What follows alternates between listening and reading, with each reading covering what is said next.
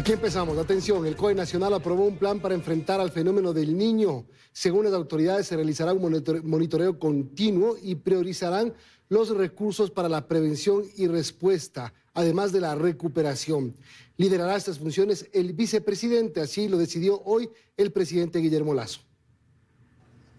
Se trata del decreto ejecutivo 784 que este viernes fue emitido por el presidente de la República, Guillermo Lasso, el mismo que declara como prioridad nacional la ejecución de acciones de prevención, preparación, respuesta y recuperación para enfrentar el impacto del fenómeno del niño en las zonas donde tenga incidencia. Junto con las Fuerzas Armadas hemos trabajado en este plan de acción que ha incluido el análisis de lo que se vivió en 1982-1997 para, sobre la base de esa experiencia, poder anticipar los riesgos, poder mitigarlos y poder actuar con la debida celeridad. El decreto establece que el vicepresidente de la República, Alfredo Borrero, es quien liderará y supervisará al COE Nacional.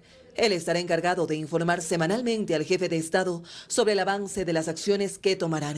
Sobre todo, romper la diaria realidad de las poblaciones costeras nos obliga a trabajar sin descanso permanentemente en conjunción con todas las entidades del Estado. En este marco, el presidente de la República, Guillermo Lasso, dio a conocer que se están tomando acciones para obtener recursos que permitan financiar las posibles consecuencias que pueda dejar el fenómeno del niño en el país. El decreto ejecutivo 784 tiene 10 artículos. Es en el séptimo en el que se dispone al Banco de Desarrollo acelerar dentro de lo legal y factible los trámites correspondientes referentes a las solicitudes de crédito realizadas por los gobiernos autónomos descentralizados que correspondan a obras de prevención ante la posible ocurrencia del fenómeno del niño. Así que el COE se ha declarado en sesión permanente, vamos a actuar de esa forma y vamos a comunicar a la población ecuatoriana todos los eventos que se vayan sucediendo. De esta manera, las autoridades de Estado se preparan para enfrentar el fenómeno del niño, que se espera llegue en este mismo año. Y Estados Unidos pide tomar precauciones o evitar visitar 7 provincias de Ecuador ante el incremento de secuestros. Desde la UNACE se asegura que la cifra de secuestros extorsivos se ha triplicado.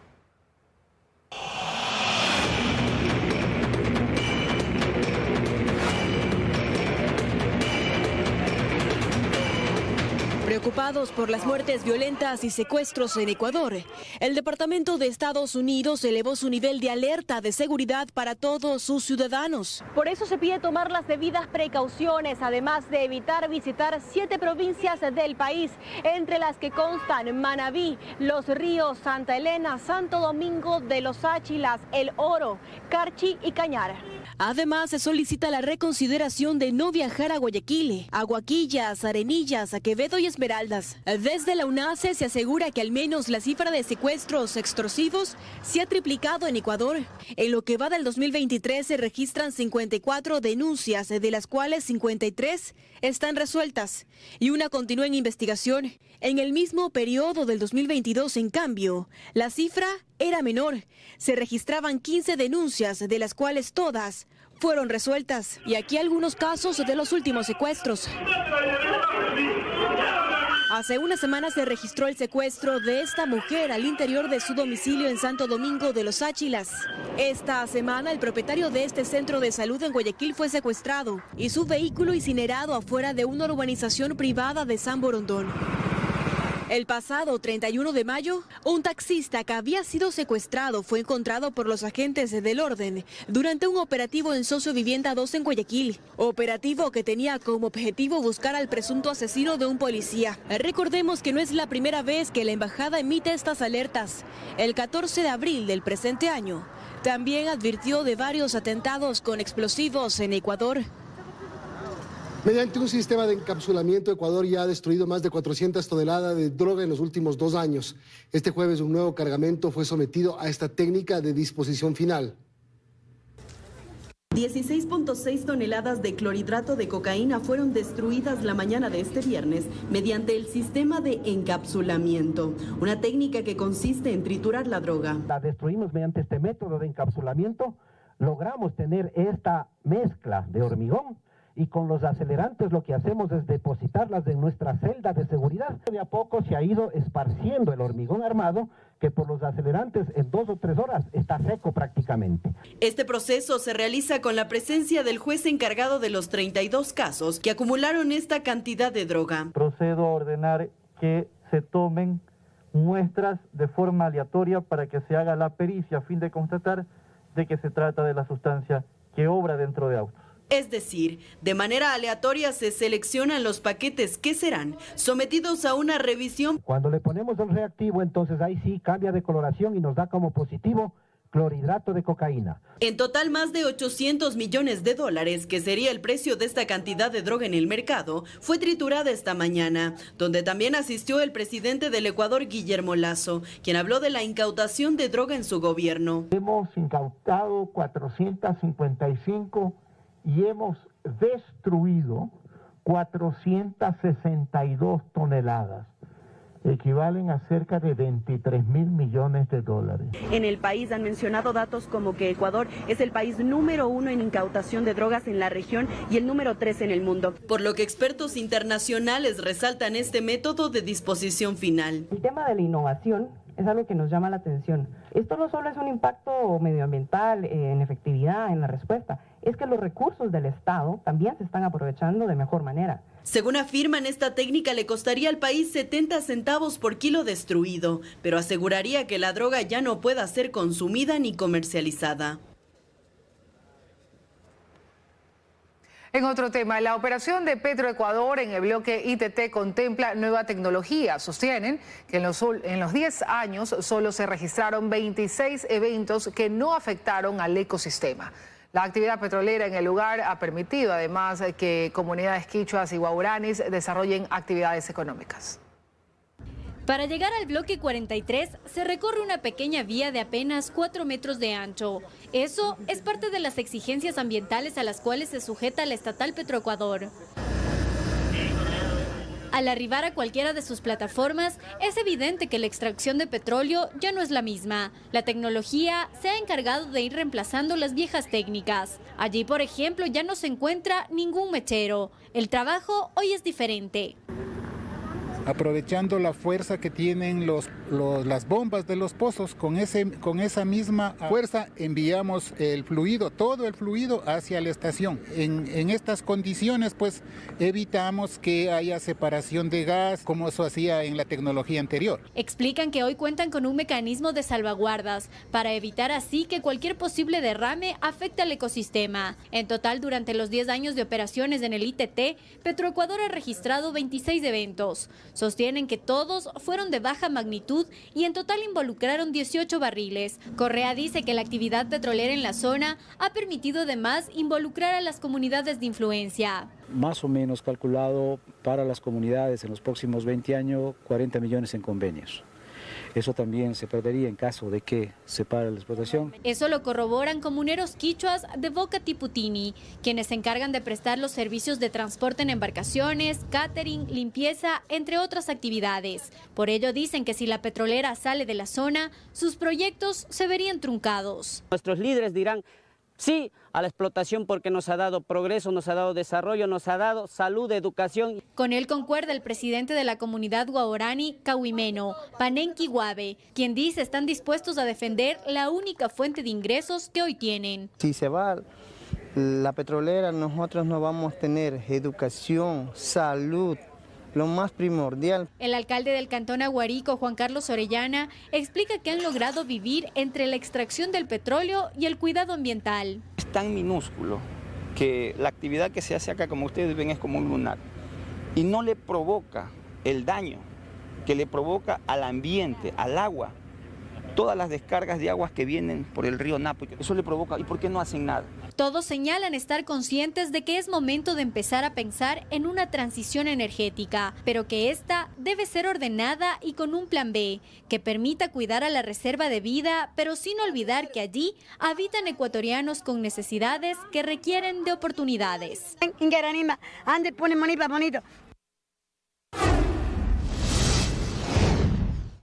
Robots submarinos seguirán buscando en el fondo del mar pistas sobre lo ocurrido tras confirmarse la muerte de los 5 pasajeros del Titán. Los tripulantes del sumergible perdieron la vida al implosionar la nave. Así se ve el fenómeno que provocó la muerte de los 5 pasajeros a bordo del sumergible perdido el domingo cuando efectuaban un viaje turístico a los restos del Titanic en el Atlántico Norte. Una implosión catastrófica. En videos difundidos en redes sociales se puede ver la simulación de cómo pudo haber sucedido la destrucción del sumergible. Según expertos, el proceso de implosión ocurre cuando la presión exterior es muy superior a la interior de una estructura y al no resistirla se compacta en cuestión de milisegundos. En otra grabación se muestra la implosión pero en superficie. Lo mismo le sucedió al Titán pero multiplicado por 275 veces debido a la profundidad a la que se encontraba. Estas imágenes corresponden a los últimos momentos previos al fatal descenso del submarino, publicadas por la compañía OceanGate, dueña del Titán. En ella se puede ver al equipo realizar los últimos preparativos previo al descenso.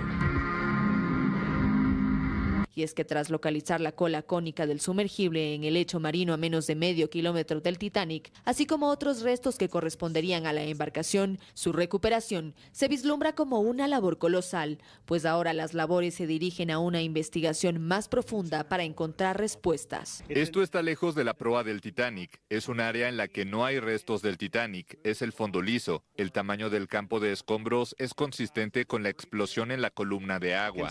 Los equipos seguirán trabajando para encontrar también a los fallecidos, según explica el contraalmirante John Maguire. Este es un entorno increíblemente implacable en el fondo del mar y los restos son consistentes con una implosión catastrófica del buque. Así que seguiremos trabajando y continuaremos buscando en la zona, pero no tengo una respuesta para las perspectivas en este momento. Los expertos afirman que se podrían imponer demandas por homicidio culposo y negligencia que podrían prosperar. Sin embargo, los pasajeros firmaron documentos en los que se les advertía las innumerables formas en que podían morir, lo que dificultaría el proceso. ¿Y cómo era viajar en el Titán? Meses atrás, el youtuber Alan Estrada abordó el mismo sumergible que se perdió el pasado domingo al descender casi 4.000 metros de profundidad. Joana Ramos nos tiene más detalles. Adelante, Joana. ¿Qué tal? Buenas noches. En un video de casi 2 horas, el mexicano Alan Estrada narró su travesía hacia las ruinas del Titanic, la preparación antes de ingresar a Titán, las fallas de comunicación durante la inmersión, el momento en el que aparece el barco y luego su regreso a la superficie. Veamos de primera mano cómo era viajar dentro de este sumergible. A poco más de un día de navegación se encuentra el sitio donde se ubican los restos del Titanic. Son las 6 de la mañana y nos estamos preparando. Sí, como no, ahí está, Titán. Llegó el momento.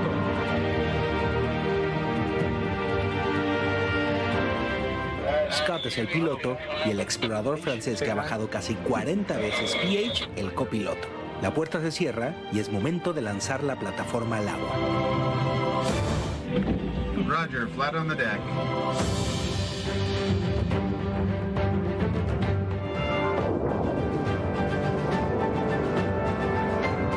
Comenzamos el descenso. Los sistemas del sumergible deben monitorearse constantemente. Entre más profundo, mayor es la presión a la que se somete el sumergible. Después de los 1000 metros, Scott, el piloto, detecta una falla en el sistema de comunicación. El tiempo pasa y a pesar de los intentos, los sistemas de comunicación no responden. Mientras los pesos son arrojados, algo sucede.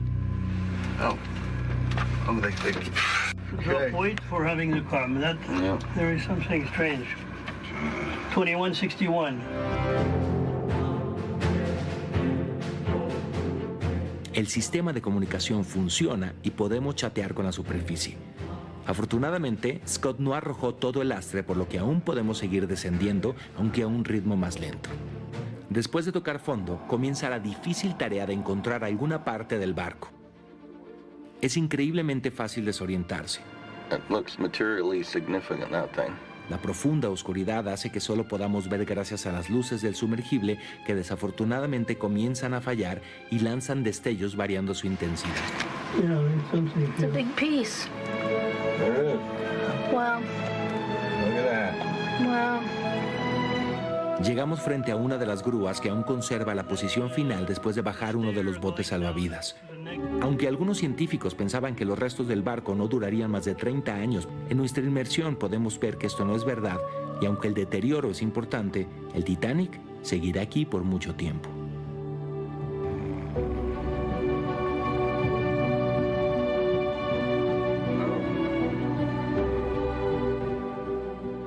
Explica la web de OceanGate, Titán realizó 14 expediciones y más de 200 inmersiones en el Océano Pacífico y en el Océano Atlántico antes de su último viaje.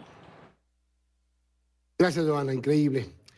En contraste, también en el océano, pero en el Pacífico, y no tristeza, sino felicidad, luego de que una orca bebé lograra ayudar a su madre que se encontraba atrapada entre plásticos. El cetáceo realizó sonidos de angustia para llamar la atención de las personas que se encontraban a bordo de un buque. En este conmovedor video que se viralizó en redes sociales, se observa cómo una orca bebé logró ayudar a su madre interceptando a un buque pesquero, rodeándolo, saliendo a la superficie y emitiendo sonidos de angustia para llamar la atención de la tripulación del navío que se encontraba en aguas tropicales del Océano Pacífico. Las personas a bordo del barco, al percatarse de que algo no estaba bien, pidieron ayuda a un equipo de rescate costero, quienes de manera inmediata acudieron al lugar. Finalmente, los rescatistas cortaron el plástico que mantenía atrapada la aleta de la madre del cetáceo, que corría el riesgo de morir ahogada. Y así, la orca bebé y su madre pudieron continuar su rumbo junto a la manada. Maravilloso rescate. Hacemos una pausa, amigos, pero enseguida les damos detalles del padrón electoral para el 20 de agosto y además conoceremos la propuesta de gobierno de Fernando Villavicencio. Ya regresamos. Y desde hoy hasta el lunes, agrupaciones políticas y sociales pueden inscribirse para hacer campaña a favor o en contra de la consulta popular del Chocó Andino y el ITT. Asimismo, hasta el lunes corren los plazos para conocer la totalidad de binomios que estarán en firme. El Consejo Nacional Electoral convocó este jueves a las consultas populares por la no explotación del bloque 43 del ITT y por la no minería en el Chocó Andino. Ahora también para estos procesos comenzaron a correr los plazos, según explica el director nacional de organizaciones políticas. En este caso, el siguiente paso es justamente la inscripción de las organizaciones políticas, sociales y de los promotores para ser partícipes del tema de promoción electoral. Él aclara cuál será el ámbito de acción para esta consulta. A partir del día de hoy ya pueden presentar las solicitudes para su inscripción como promotores de la iniciativa popular. Dentro de este proceso tienen que identificar, obviamente existe un formulario el cual debe ser descargado de la página. De esta manera, en el próximo proceso electoral anticipado, voces a favor y en contra darán sus puntos de vista. 10 años después y pese a que se explota desde el 2016, la pregunta del ITT dice: ¿está usted de acuerdo en que el gobierno ecuatoriano mantenga el crudo del ITT, conocido como Bloque 43, indefinidamente en el subsuelo? La consulta del Chocó Andino, que será solo para el Distrito Metropolitano de Quito, tiene 4 preguntas que se resumen en la prohibición de minería artesanal, pequeña, mediana y a gran escala.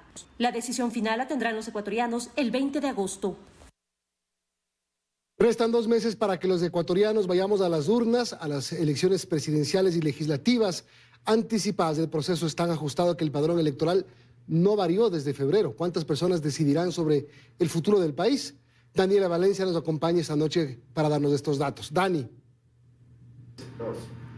Amigos, buenas noches. Así es, 13,45 millones de ecuatorianos y extranjeros acudirán a las urnas el 20 de agosto para elegir nuevo presidente y Asamblea Nacional.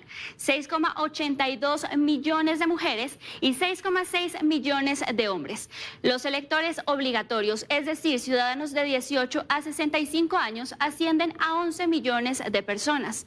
En cuanto al voto facultativo, hay un total de 635.381 personas de 16 a 18 años y 1,7 millones de personas mayores de 65 años. Además, 409.250 son residentes en el exterior y están distribuidos de la siguiente forma: 252.675 personas en Europa, Asia y Oceanía, y además 127.693 personas en Estados Unidos y Canadá, y 28.882 personas en el resto de América Latina, el Caribe y África. Aquí se aplicará exclusivamente el voto telemático. Ahora, ¿qué pasa con los recintos electorales en el país? Recuerde que por la premura que tiene el CNE para desarrollar estas elecciones no hubo cambio de domicilio electoral, por lo que se mantienen los mismos recintos establecidos en las seccionales de febrero. Así que deberemos votar en los mismos lugares que fueron asignados en el anterior sufragio. En total hay 4.380 recintos electorales y 39.892 juntas receptoras del voto. Ustedes continúan con más. Muchas gracias. Gracias a ti, Daniela. Y del periodismo a la política, Fernando Villavicencio apunta a llegar a Carondelet. El expresidente de la Comisión de Fiscalización se candidatiza junto a la ambientalista Andrea González Nader. Conozcamos más de este binomio en la siguiente nota. Del sindicalismo al periodismo y del periodismo a la Asamblea Nacional, Fernando Villavicencio tiene ahora en la mira la presidencia de la República. Arroz Verde y caso Odebrecht son dos de las investigaciones periodísticas en las que trabajó Fernando Villavicencio, que terminaron convirtiéndose en procesos judiciales en los que fueron sentenciados poderosos personajes del gobierno del expresidente Correa, él incluido.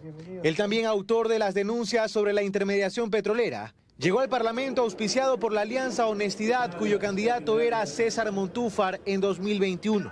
Pero dentro actuó como legislador independiente. Presidió la Comisión de Fiscalización y fue un actor clave como contraparte del inconcluso proceso de juicio político contra el presidente de la República, Guillermo Lasso. Como legislador asistió 565 de 658 votaciones. Fue proponente del proyecto de ley orgánica de promoción y protección de la libertad de prensa y comunicación. Intervino 51 veces en el Pleno, hizo más de 60 pedidos de información a Petroecuador y la Contraloría General del Estado. Según el Servicio de Rentas Internas, en 2020 Villavicencio no pagó impuesto a la renta. En 2021 canceló $527 y en 2022 $6.694. Consta como accionista de la empresa de alimentos y bebidas SEAP, compañía limitada creada en 2006. Esta firma no registra pago alguno de impuesto a la renta desde esa fecha hasta 2021. Auspiciado por el movimiento Construye, los ex ruptura de los 25. Villavicencio se postula junto a la ambientalista Andrea González Nader, quien antes ya ha intentado llegar a la Asamblea Nacional y a la viceprefectura del Guayas. Según el Servicio de Rentas Internas, González no ha pagado impuestos entre 2014 y 2021. Mientras que en 2022 registra un pago de $465. Tras subsanar incumplimientos respecto del plan de trabajo que presentaron, el Consejo Nacional Electoral aprobó el binomio Villavicencio-González. Fernando Villavicencio presentó en 51 páginas un plan de gobierno que hace énfasis en la seguridad a nivel multidimensional y, entre otras cosas, plantea independizar el sistema de justicia y eliminar a la EMCO, la empresa coordinadora de empresas públicas. Aunque tuvo que corregir y subsanar su plan de gobierno, el candidato presidencial Fernando Villavicencio entregó en 51 páginas las propuestas para un posible gobierno 2023-2025. Esto lo plantea aseverando que lo principal a enfrentar es una profunda crisis de seguridad, y es así como engloba sus propuestas en aspectos de seguridad multidimensional que son seguridad ciudadana, seguridad alimentaria, seguridad económica, seguridad ambiental y seguridad sanitaria. En cuanto a la protección ciudadana frente a varias amenazas en el marco de la seguridad ciudadana, propone fortalecimiento de capacidades y profesionalización de la policía, mejora de la tecnología, armamento y capacitación para la policía, cooperación internacional, depuración de la policía, reducción de la impunidad en delitos contra la vida, combate a delitos ambientales, control de fronteras y pasos ilegales, política contra la economía criminal, fortalecimiento de la administración de justicia, ciberseguridad, ley de extinción de dominio, ley de inteligencia, ley de creación de la Universidad de la Policía y más. En otro eje de seguridad, que es la seguridad alimentaria, propone rediseño de funciones del Ministerio de Agricultura y Ganadería, promoción de un modelo cooperativo y asociativo, focalizar política pública de agricultura familiar Y también el plan de gobierno de Construye habla de seguridad democrática mediante la protección y resguardo de derechos y libertades fundamentales. En otro ámbito, el plan de gobierno plantea la administración de justicia independiente con un sistema judicial imparcial y libre de influencias. Además, en lo social plantea protección, que beneficiarios del bono tengan acceso a salud, educación y formación para el trabajo. Ya en lo económico, el plan de trabajo del binomio propone crecimiento económico sostenido, fijando como objetivo una tasa de crecimiento económico promedio del 5% anual. Y en política fiscal se plantea la creación de la Oficina Técnica de Control Presupuestario. En el manejo y gestión hay propuestas como la eliminación de la EMCO, Empresa Coordinadora de Empresas Públicas. Se propone la creación del Sistema de Alta Dirección Pública y que empresas públicas estén sometidas a estricto control. Entre sus planteamientos también se incluye fomentar el desarrollo de medios de pago electrónicos y de mercado de capitales. Este es el plan de gobierno de Fernando Villavicencio. En corto, gala de eliminación de Yo Me Llamo, un imitador abandona la competencia. ¿Qué nos contó? No se lo pierda. Seguimos. El Tribunal Contencioso Electoral reanuda el trámite de la denuncia en contra de Marcela Aguiñaga y Allen Berbera por supuesta infracción electoral grave. Vera no podía ser promocionado por ninguna organización política, pero frente a la evidente campaña que hubo llegó la denuncia y esto podría dejarlos fuera de sus funciones incluso. El trámite de la denuncia por presunta infracción electoral grave en contra del presidente del Consejo de Participación Ciudadana, Allen Berbera, y de Marcela Aguiñaga en calidad de representante legal de la organización política que habría apoyado a Vera, vuelve a manos de la jueza Ivonne Coloma por decisión mayoritaria de los jueces electorales. Aprobado, señor secretario. Y aquí la razón. De hombres con Allen Berbera. Spots como este en los que abiertamente la organización hizo campaña en favor de los candidatos a consejeros de participación ciudadana claramente alineados. La evidencia llevó al abogado y activista Bernardo Gijón a presentar una denuncia. Diego Ceballos, representante de Gobernanza Local, cree que se habría violado la resolución del CNE. Vestían indumentaria con los mismos colores para identificarlos con el movimiento político. Los lemas o frases de campaña que se publicitaban eran similares. Incluso habían acciones concertadas en redes sociales. Y en esta línea se redactó el proyecto del juez electoral Fernando Muñoz, quien en la audiencia argumentó el por qué el trámite debía retomarse y no archivarse. Es decir, no hay duda sobre el carácter proselitista y parcializado de estos spots, tal y como se produjeron los spots. Había una vulneración a la independencia y apoliticismo de estas candidaturas. Y sobre esto aparentemente hay evidencia. No obstante, la justicia electoral deberá determinar si hubo o no una acción concertada de campaña promovida por la organización y sus líderes en favor de Vera y sus políticos afines. Allen Berbera reconoce la validez del trámite, pero niega que pueda llegar a una sanción.